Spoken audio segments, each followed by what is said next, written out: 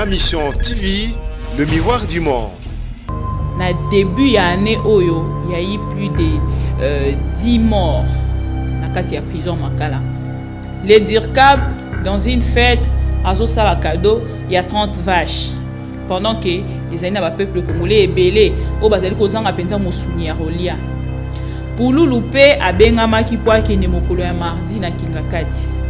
Ici quand maman Olive Lemba sangana ki na ba comédien. Mais loko esala ki te pour Loulou azalate ezalaki parce que pour Loulou atika ki biso wana biso ango. Alors moto azali ko s'exprimer alingi amona peke ba kondi ya mboka ba réagir par rapport ya mécontentement na bango bino boye na ngambo na bino tango mosusu botelemi bomeki ko agresser bosali affrontement comme bino bobeti ba cocktail monotov bango kuna ba bambi mabanga to pe banzete to pe mabende ezo sala penze le rumora malamu te bazali ko matisela bango to pe bazali ko futisa bango na taux 10 jours oyo eza ba frais académiques au moment où bango bazali koloba ke bazali bana ba fonctionnaire ba parents na bango ba fonctionnaire ba futa maranato ya 920 ba tebele ba vanda ba point d'interrogation na mutu bande ko peton musu balanda actualité te balobi dans ce que ezalaki ndeko Martin Fayulu te ezalaki ndeko mwana ntemi mutu azaki président élu alobi pe akocha ba ministre na ye kala mingi te biso nyonso tokovandaka wana mpona totala ba ministre na ye bako exercer wapi. Ma Mission TV, le miroir du monde. Ma Mission TV, le miroir du monde, bonne année encore une fois de plus. Nabato nyoso balanda rabiso. Topesi bino merci parce que vous avez belé penza kolanda biso. Ndenge tolobaka Ma Mission TV, tozali bongo liso na bino esika information ezali lito ina bino pe makolo na bino ko kita en temps réel pe comme na bino information le loto elibino information sur makambo ezali koleka bongo na ngambo ya Inukin bato ebele penza babenga de partout balobi bibika pinga toyoki ba incendier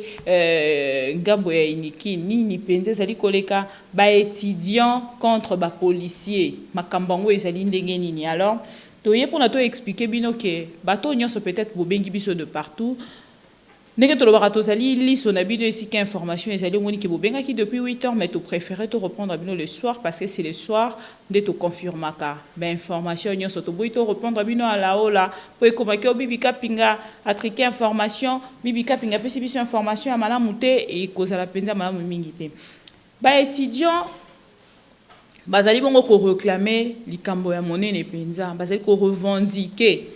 likambo ya monene penza oyo ezali kolobela ke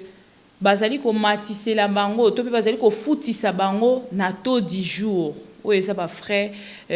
académiques au moment où bango bazali koloba ke bazali bana ba fonctionnaire ba parents na bango ba fonctionnaire ba futa maranato ya 920 c'est-à-dire 92 depuis tozalaka na taux ya 92 bandeko na biso ya ba fonctionnaire ba futa marakaka na taux wana mokolo ya lelo na ba banque mais biso nyonso toyebi ke lelo tozana na taux ya 17 et ça les sous-sur 92, c'est-à-dire 1700, ce n'est plus 920. Ba étudiant batali balobi mais biso ezali neti ba komi ko luka ko escroquer non seulement biso mais ba parents na biso parce que biso mbongo tozali ko futa ezo uta bongo na ba parents na biso. Alors ba parents na biso bazo futa na to ya 920 biso to koma awa na université to futaka to ya 1700 alors yango boyoki bongo na ngambo ya campus makelele et salami revendication affrontement entre policiers na ba étudiants la police na ba étudiants alors epesi nungu makasi na ngambo kuna depuis mokolo ya avant-hier ti mokolo ya lelo balobi ba kotika ti mokolo ba autorité ba koloba na moment tozali koloba moko ya ba policier azali bongo no aux urgences entre la vie et la mort aux urgences donc ozomona ke kanda ezo kotinda bato na ko se révolter autrement bande kwa ba étudiant balobi bako kotika bongo ko sala ba revendication wana ti mokolo oyo l'état a ko réagir to pe les autorités du pays vont réagir et biso Ma Mission TV na ngambo na biso totali tolobi ba affrontement oyo na ba policier ezo sala penza malamu mingi te parce que tango bandeko ya étudiant bozali ko revendiquer tokoloba pona part na ngambo ya étudiant to condamner pe muke ngambo la police. Bandeko na biso ya étudiant tango bozali bato ya maele, bato bazali ko kende ko luka penza ko kotisa maele to pe ko luka maele. Pona lobby ba servir pays, tozo penser te penza bokoki kozala bato yo, bokoki ko panza biloko, ko détruire en fait les biens publics, ko détruire babiloko koki ko rendre rendre kabino service na université, topé ko meka ko beta ba professeur. Moi je pense que ce n'est pas vraiment une bonne idée dans le sens baza bateau d'abord premièrement to lobela ba professeur baza bateau bazo pesa bino maele. Alors bozali ko se mettre ya ko beta bango elingi ko lobake bozali ko contribuer lisusu na destruction ya bateau bazali ko pesa bino maele, donc c'est-à-dire bozali ko combattre lisusu bateau bazali ko pesa bino maele, alors ce n'est pas une bonne chose. Soki toke na ngambo ya la police bandeko na biso bazali bongo bana mboka. Mona mboka nyonso esika azali komona keloko ezali kotambola malamu te azali bongo na droit ya ko s'exprimer librement en article 23 ezoloba na biso yango. Alors moto azali ko s'exprimer alingi amona peke bakonzi ya mboka ba réagir par rapport ya mécontentement na bango bino boye na ngambo na bino tango mosusu botelemi bomeki ko agresser bosali affrontement comme bino bobeti ba cocktail molotov bango kuna ba bambi mabanga to pe banzete to pe mabende ezo sala penza eloko moko malamu te. Alors bandeko ebele penza ba mekaki ko réagir de partout ba misusu ba meki côté ya pe bandeko ba étudiant et puis likambo wana to occupé ndeko Christophe à m'équipe ko meka ko intervenir dans une chaîne de la place pour na roloba likambo ya to wana et si ba résoudre ba lobakani na lingala et si ba kata yango depuis ba fixa yango depuis mais pona nini bandeko na biso to pe ya bakonzi ya ba université bakoki kolala lisusu kolamuka pona kolobake bandeko bafuta ba frais na bango na taux du jour. C'est ce qui crée encore des problèmes parce que bandeko na biso ya université kuna bazo ko réclamer ka eloko moko balobi soki bolingi bafuta na to obino bolingi ya taux du jour bokene na ko revoir to na revue ya salaire ya ba parents na bango et comme kofuta na 1700 comme ça bango pe en retour bakoya na 1700 pendant que ba parents bazali kofuta na to ya 920 bandeko ya étudiant baya na to ya 1700 alors et déranger qui vraiment et ça là qui quelque chose de pas bien nde omoni bandeko mosusu pe ya étudiant baza bongo ba blessé bazui bongo ba coup alors et pesi penza pasi alors to mekaka pour ça la ka ba revendication na biso kotika la na droit mais tant tozali ko revendiquer pona ko bima muke na libanda ya droit ezali malamu mingi te parce que lelo tozali ko prôner sur état des droits alors ceux qui tozo ko bima mukie na oyo ekoki ko condamner biso to pe obiso tozali ko condamner et kozala malamu mingi te. Nous vous signalons encore une deuxième actualité. Na ngambo ya prison Makala bazali ko informer bino biso population que na début ya année oyo il y a eu plus de 10 morts na kati ya prison Makala. Bato ebele babengi balobi eza cause nango ezali nini. Biso ma mission TV to m'équipe ko sala ba investigation na biso tokei bongo kozwa information que condition bandeko na biso bazali ko vendre la bongo na prison ezali malamu mingi te. Ce qui toke na ngambo ya nutrition, c'est-à-dire na ngambo ya alimentation na bango kuna. Na ngambo kolia nourriture ezozala penza malamu mingi te ndenge to kaka bandeko balia ka vungule des fois basangiseli bango madesu soki na fufu pona balia pour que ba meka ko garder bonne santé. Je ne sais pas pourquoi na ngambo ya Makala ya prison bakonzi na biso penza to pe ko banda na mokonzi ya justice ti na bakonzi nyonso bazali ko gérer prison pona nini bakoki bongo ko meka ko sala makambo na ndenge penza o elongo banité, c'est-à-dire komeka kozwa penza soin ya bandeko wana ndenge bandeko na biso o tozwaka soin na bango na bandako. C'est-à-dire koza na prison ndenge tomonaka na bafilme ba prison ya poto ozomona ke mutu place alaleli na place azolela ozoko compara ngo kaka na ndako olalaka. Donc entre parenthèses na lobakara pona koseka na posa ko bimata mususu na prison wana ezali te. Mais to rabato mususu akoti prison lobby kuna bimi lobby kuna zongi lisusu, mais toujours dans de mêmes conditions, ce n'est pas une bonne chose. Mais le ministre il y a justice ameki un peu quoi intervenir pour na rolobake bande ko belé o ba na prison, c'est-à-dire herba les kaka na contrôle ya santé et belé ba ya déjà na maladie. Et moi, je me demande, est-ce que herba comme akabongo baleki na contrôle ya santé, basali bongo bilan, bakutie na maladie, tombe sous maladie, opeton mosusu, ceux qui avant des sous na ba condition na ekoki ko s'aggraver pour que lobby moto et même moto na liwa, pourquoi ba mekarana no kotia bato ndengona na quarantaine te akei non na traitement moko penza très efficace jusqu'à ce que moto à reprendre vraiment santé nde ba ekozongi c'est na prison. Est-ce que likoloba que ceux qui osali prisonniers donc topé bakangi oza détenu na kati ya prison kuna okoki ko jouir vraiment na ba droit na yo te ki ozala en bonne santé, nutrition moko ya malamu ola la esika ya malamu, donc entourage na yo ezala toujours na makambo moko ya malamu, makambo penza ekoki tango mosusu komema na lombango na kati ya liwa te. Biso to mekaki ko se poser ba question, mais bato batalisi biso que na kati ya ba mort wana ezali kaka mibali te, ezali kaka basi te, na bana pe bazali na kati. Alors ça fait très mal de savoir que bandeko na biso ebele penza bazali ko perdre ba vie na bango na kati ya prison pona nini, parce que bakanga kié alors ndenge akoti kuna akoki tango mosusu te ko lia penza lolenge esengeli to pe biloko esengeli po déjà tango bato bazali ko lia kaka madesu par exemple ndenge toyo kaka ezali déjà eloko oyo ezali kotia penza santé ya moto chaque jour kolia eloko moko biso nyonso toyo kaka yango etiaka moto lisusu na appétit ya ko continuer kolia kaka même biloko wana te. Et puis banzoto na biso esengaka tolia biloko oyo tango mosusu ba légumes ya mingi oyo elambami bien ok ko peso ba mibete ko peso ba maladie kilikili te. Et sengi penza na bakonzi ya mboka ba meka kosala quelque chose, parce que ceux qui tobito ça un peu bilan na début ya année déjà va retrouver plus de 10 morts. Ceux qui tobito ça la fois 52, parce que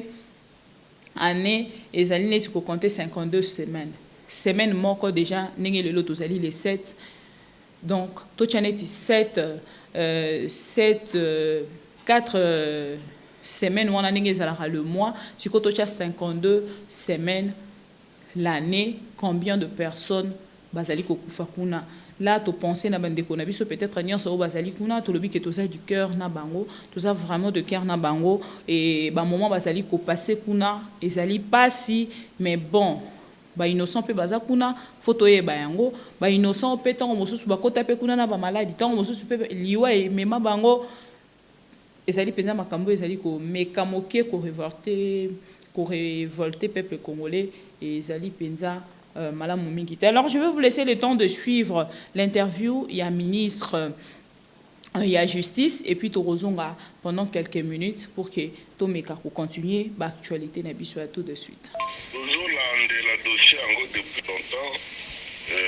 dossier wana etali seulement plusieurs makalate. Dossier wana ils ont concerné également la prison Moussousou à travers le pays. Soki balobi mutu songolo aza malade na kati ya prison, ou bien mutu pakala akufi na makala ou bien na prison Moussousou. Bon, cela peut arriver même na bato baza na kati ya boloko te. Il faut examen esalema po baminganga baza na bayebisa biso bato mibale misato bakufaki soki liwa wana ezouta wapi. Donc c'est tout à fait normal. Il faut qu'on y ait la Makala par exemple, parce que nous avons plusieurs Makala. Il y a 9000 prisonniers. 9000 prisonniers qui sont en bonne santé. Ils sont malades. tozala ba bilan de santé lors toyambaka bango na ba prison bango mpe bazali. Donc il est difficile ya kokende mbangu na conclusion mpona koloba ke prisonnier soki akufi po ayaki te ou bien azangaki boye azangi. Combien de prisonniers bakufi? Prisonnier oyo bakufi parce que soki nalobi baza 3 ndenge bato bazoloba bakokanisaki no 3 wana bakufaki mpo baliaki te. Or 3 wana nde mosusu bazalaki na bango malade, peut-être azalaki na infection ya makasi, peut-être azalaki na eloko mosusu ezali kotungisa bango. Donc eza très facile ya koloba kaka no toloba 4 bakufi 3 bakufi 5 bakufi non. Wana ezali masolo ya mabe. Il faut tovandisa masolo bien toyeba ke place bato bazali 9000 mbeba nyonso ekokomela bango. Donc bato yango kozala malade, bato yango kozala boye. Donc wana ezali. Voilà, vous venez donc là de suivre le ministre Bino Nyonso Bolandi. Alors, biso na ngambo na biso tomeki un peu kozonga lisusu na actualité pona koloba. Mboka na biso Kongo eza mboko biso nyonso foto linga. Mboka na biso Kongo eza mboko biso nyonso foto meka ko telema to meka ko sangana pour que to meka ko bunda ekende liboso. Tango bandeko na biso bazali bongo kokufa na ngambo ya prison, to pe bandeko na biso bazali bongo ko réclamer, to pe ko revendiquer ba droit na bango na ngambo ya campus. Kuna na ngambo Bolandi bino nyonso na ba vidéo bomoni ke les DIRCAB dans une fête azo sala cadeau il y a 30 vaches pendant que les aina ba peuple congolais ebelé o bazali kozanga penza mosuni ya rolia ezope sa pasi et zali makambo penza o soki tovandi o réfléchir olobi ah ngana zali kana mboko au Congo mboka ngo Congo ezali kokene malamu to pe ezali kokene mabe. Ça fait très mal de savoir tout ça. Ozomona ke na gauche bazali ko réclamer totali ndeko Muzitu ya lamuka esika zali ko déclarer que soki bandeko ya Rwanda bako continuer na ko meka ko bundisa to pe ko meka ko faire perdre ba vie na bandeko na biso na ngambo ya este et ko zala mieux to meka ko leka na o ezali bongo guerre to pe to meka ko s'imposer na sens ya côté de bango maintenant na guerre tout ça la bango guerre pour que to meka ko télémer l'intimidation na bango pour na bandeko na biso bazali ko kufa na ngambo moni bandeko ya ensemble ya ndeko Moïse Katumbi ba télémeli yango bandeko ya MLC ba télémeli yango lobi ba propos wana ezali ko engager moko biso la muka to ebi yango te okela ngambo omoni les DIRCAB azali bongo ko fêter lisusu na bandeko ba Rwandais tozali ko eba tozomona peuple azokota na kati ya confusion. Le cardinal à na ngambo est aye alobi vraiment bandeko na biso bazali kuna na ngambo est problème na bango to pe makambo ezali kolekela bango ezali vraiment ko préoccuper biso makasi photo mekato bunda pour que to telemela makambo wana to repousser bato wana mosika na biso. Okutana na gauche bato mususu cardinal tika makambo wana ozali koloba makambo wana eza makambo etali ote yo lobela makambo etali Bible. Ok, nanga momosusu bato mususu azali koloba o te cardinal vraiment faut to soutenir ye to ça ozomona ke tozo tambola na idée morote tozo tambola tozo ensemble te tozali biso nyonso peuple congolais tozo bunda po na cause nini. Ça nous inquiète to comme kotala tant mosusu tozu moi lunette à monene autant mosusu ozomona bien to lobi na mekana kotala bien est-ce que muto azo bunda po na cause ya mboka to o azo bunda po na cause ya mboka te tozo linga to yeba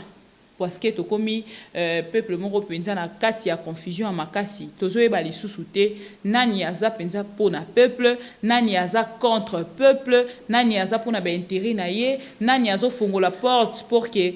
bato mabe bakota tozo eba lisusu te parce que makambo ndeko Muzito alobaki to constater que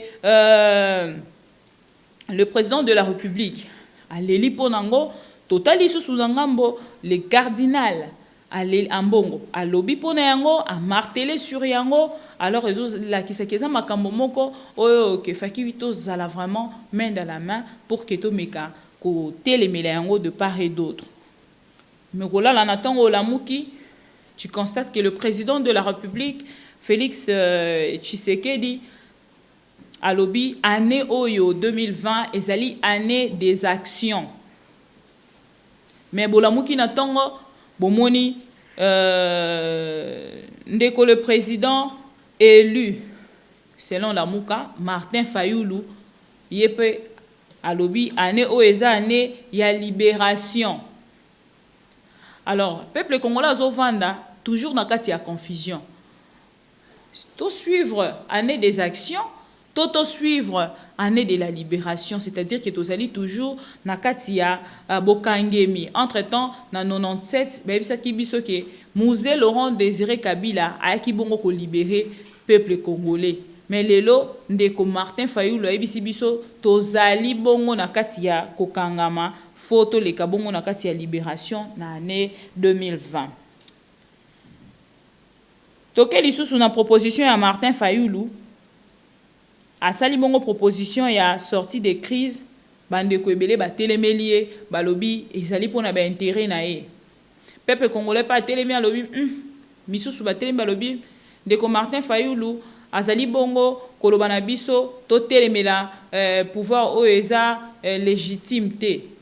Akei lisusu na ngambo ya pouvoir wana pona ko proposer bango sortie ya crise. Est-ce que ezali penza makambo biso photo landa? Est-ce que ozomona ke bandeko ba politicien boso tia peuple congolais na kati ya confusion ezo sala penza malamu mingi te? Tolali tolamuki na tongo ndeko mwana ntemi a se s'autoproclamer président de la République peut appeler 48 heures na le président au hasard en exercice à Longwa pour être hier remplacé dans un monde qui m'a ramba bongo ezo sala maka na kati ya RDC tozo e bali susu elo côté parce que ce qui tolandi bien de ko mon antemi pendant que le président honoraire azala qui en place il y a tikamboka pendant baton ebele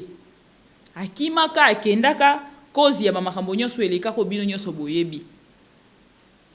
Mais pour azonga na mboka ngo il fallait qui alternance et salama ndeko Félix Tshisekedi le président actuel azwa bongo ebonga pote ya meka kozonga. Mais lelo lali olamuki bomoni même ndeko wana alamuki alobi te ngai nde président to ebite yebe élection na eleka ki wapi. Est-ce que asalisaki vote na lufu a constataki ke batu mususu oh tant mususu seni ezwaki ba bulletin ya vote na ye e bombi yango e bimisaki yango tant mususu na miso ya population te toyebi te vote ya ndeko mwana ntemi esalamaki wapi. Dozo mona ke peuple azo continuer kovanda na kati ya confusion sko batu nyonso bakomi komiluka kotuna ndeko mwana ntemi pazaki parmi ba candidat présidentiel ya année 2018 hein année 2018 question mark batu bavandi skona ba point d'interrogation na mutu batu ebele bavandi na ba point d'interrogation na mutu bandeko peta musu balandaka actualité te balobi dans ce que ezalaki ndeko Martin Fayoulou te ezalaki ndeko mwana ntemi mutu azaki président élu alobi pe akotia ba ministre na ye kala mingi te biso nyonso tokovandaka wana mpona totala ba ministre na ye bako exercer wapi bakozala ba ministre ya nini biso nyonso tozaka wana mpona tomeka totala. Alors nous ma mission TV tozolinga totuna question moko na bato nyonso bazolanda biso. Est-ce que toloba te mboka Congo RDC ezali penza malamu ndenge na lopoto? Est-ce que ce pays va très très bien ou va très très mal? Bino nyonso batu bolandaka biso bozolanda ba actualité nyonso ya mboka bomeka mpe ko commenter na likambo etali RDC. Toloba ke RDC ezali malamu to pe RDC ezali kokende mabe. Na makambo nyonso ezali ko salama. Est-ce que toloba ke l'un de ces 4 matins toko se retrouver na kati ya proposition ya ndeko Martin Fayoulou ata autant mususu ekozala adopté kozala tant mususu ya yete kozala tant mususu IDPS batali na ngambo na bango balobi ke tomeka kosala quelque chose pour na tomeka kobimisa RDC na crise o ezali to pe na crise o ezali kokende pour jusque là bato bazali ko reconnaître yango te. Est-ce vrai le pays va très mal? Est-ce vrai le pays va très très bien, question mark. J'espère que vous avez bien besoin de biso. Vous continuez à s'abonner à ma mission TV. Parce que ma mission TV, tout ça là, veut nabino tout le baka. Ma mission TV, tout ça, li son abino et si information ezali. Lito inabino pe makolo nabino ko kita en temps réel pour na ko nabino information. Ce qui actualité ezali pour na ko pesa bino penza confirmation, ko pesa bino penza avis na biso tozilaka mukie pourquoi ekota pour que to meka kozwa ba actualité nyonso to tiango na papier to bengi de partout to kiti na temps réel pour que to memela bino vraie information to pesi bino yango directement bo mekipe ko kota na kati ya ben moko na biso concernant ndenge tozalaka na kati ya Kinshasa. Actualité mosusu eza na ngambu ya Congo central. Kuna na ngambu ya Congo central, les gouverneurs Matubwana obino nyonso boyebi na scandale ya Mama Mimi auti bongo ko prononcer projet à budget 2020 pour Nangambo ya Congo central sans aller prouver dans l'Assemblée provinciale ya Congo central. Est-ce que makambo ya ndenge wana ekoki kosalama quelque part na mboka moko boye? To makambo ya ndenge wana eza makambo moko ebotama kaka po esalamaka na Congo. Un gouverneur déjà qui était pointé comme ça par beaucoup de Congolais de partout. Mais à notre grande surprise, à Télémi Bongo, azali ko continuer ko exercer métier nae, topé poste nae, etikali vide te, etikala ki vide pendant un moment, tozali ko loba azongi avec une grande force, ba Congolais nyoso baza ko ignorer. Place et outil. Alors na minute tozali ko loba a outil bongo ko prononcer na ba média de la place. Donc, budget déjà il y a 2020 pour la Congo central, sans pour autant les cas. Na kati ya assemblée provinciale, to éviter pour na kuna na kati ya assemblée provinciale, ba meka ki koluka ko kweyisa e nde yango alobi ke ya kosala makambo na ye lisusu akota la Congo assemblée provinciale ya Congo central te to éviter. Donc ozomona ke tozali ko baluka penza na kati ya makambo moko. Tozali ko baluka na kati ya potopoto moko na mboka. Le président de la République toujours en place. To éviter so kazali ko okila bato wana nyonso ma pona a frapper bato bazali ko meka ko chamwa soni na kati ya mboka RDC ko sala makambo na lolenge na ye moto na moto alali ala muki na tongo asali makambo na lolenge na ye. Le président de la République motema malamu azali ko frapper te. Pona nini to éviter est to lo ba ke yango de état de droit question mark. Actualité mosusu ezali nangambo ba ndeko seni bino so bolanda ki à travers ma mission TV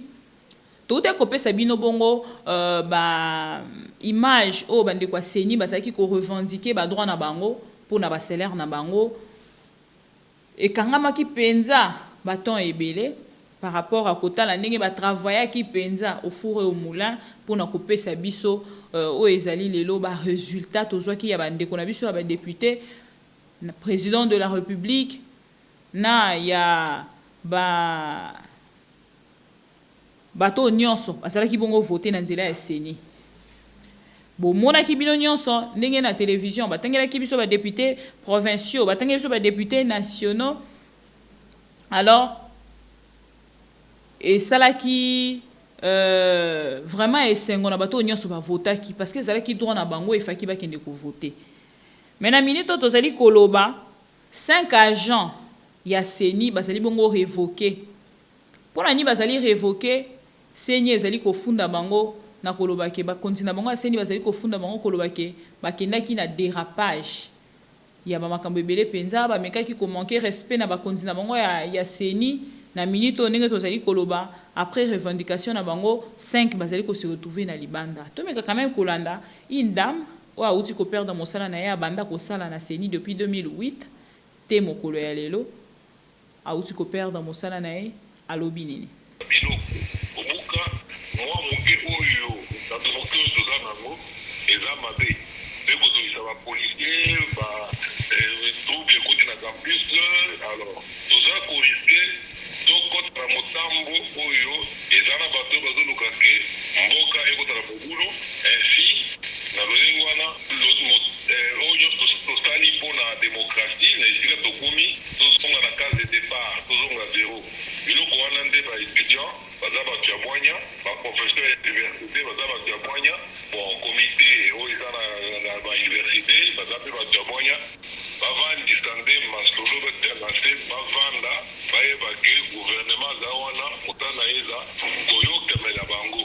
epuis solution ya malamu ezwama. Vous venez donc là de suivre la dame. Ça fait mal de savoir qu'une femme en train d'exercer peut-être bien son travail ou peut-être un peu mal, mais façon ya ko frapper ba travailleur ezali kaka kolongola bango mosala kosilisa moto carrière ezali penza malamu te pona ba kondina biso ya Congo o bazali kosala ngo na uti kolanda ministre ya makambo etali penza kelasi yepa uti kozwa bongo ba accusation na ngambo na ya uti kolongola quelques personnes mosala ya lobi ke batona bazali ba compétente nde a remplacer bato bazalaki bongo ba compétent o ba kokende na penza na makambo etali gratuité d'enseignement bato wana nde ba bongi penza na ba poste wana pote ba meka ko assurer gratuité et enseignement na seki makasi na oki pasi kotala te ministre ya mboka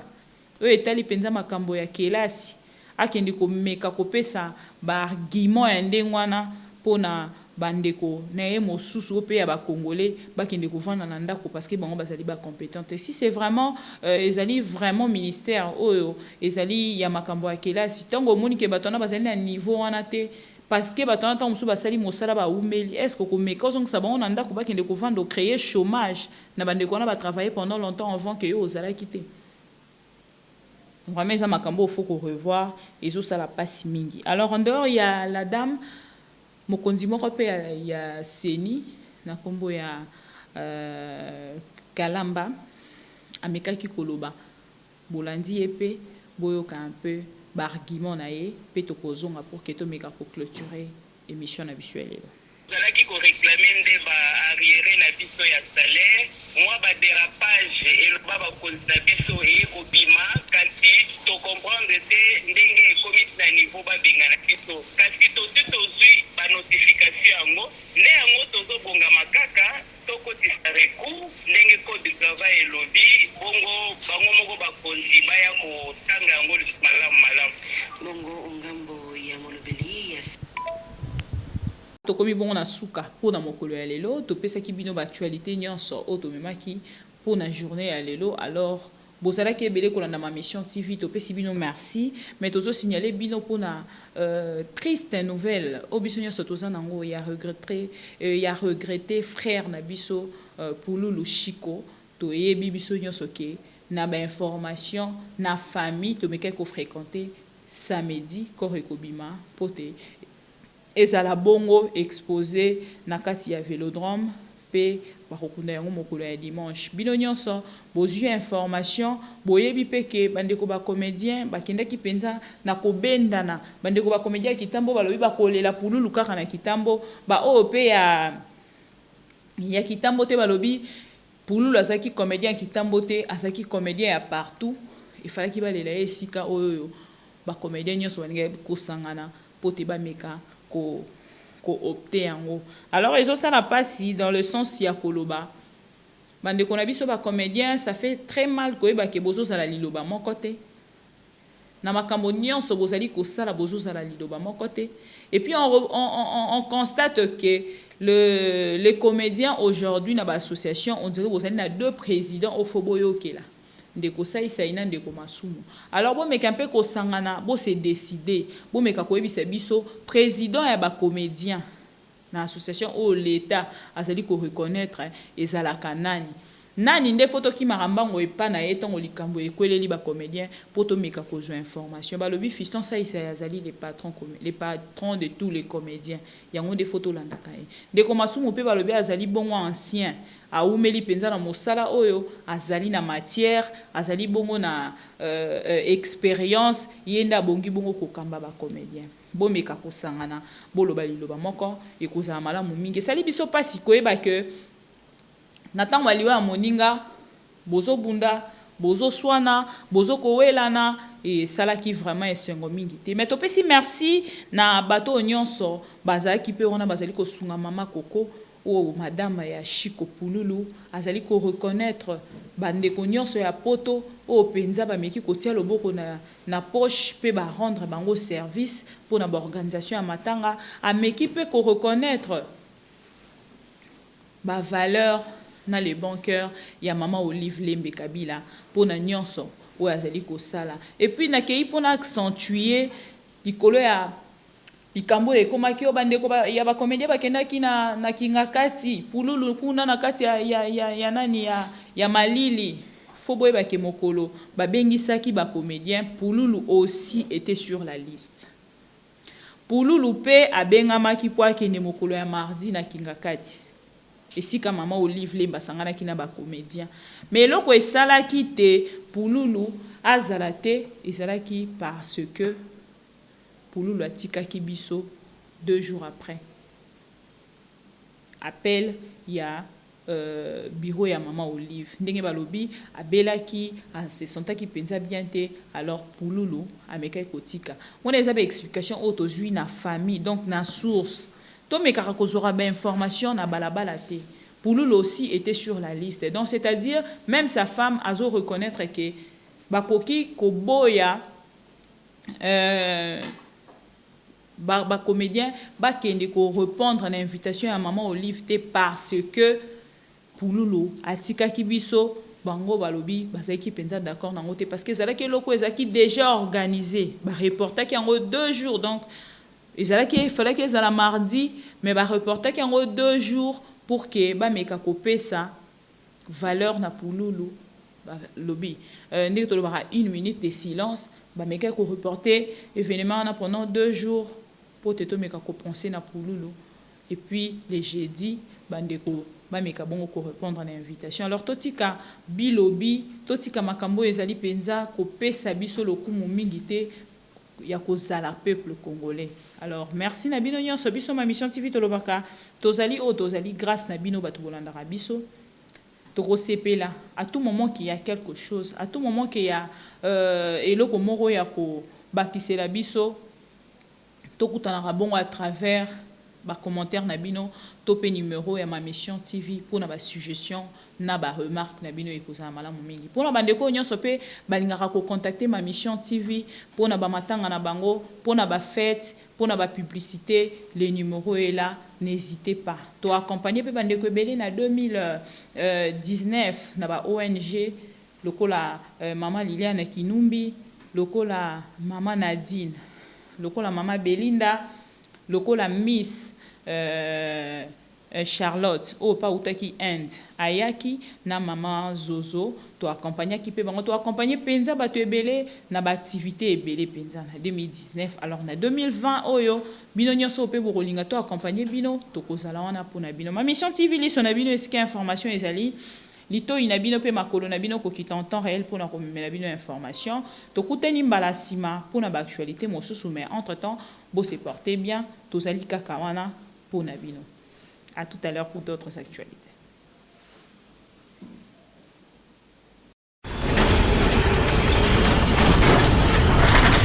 Ma mission TV, le miroir du monde.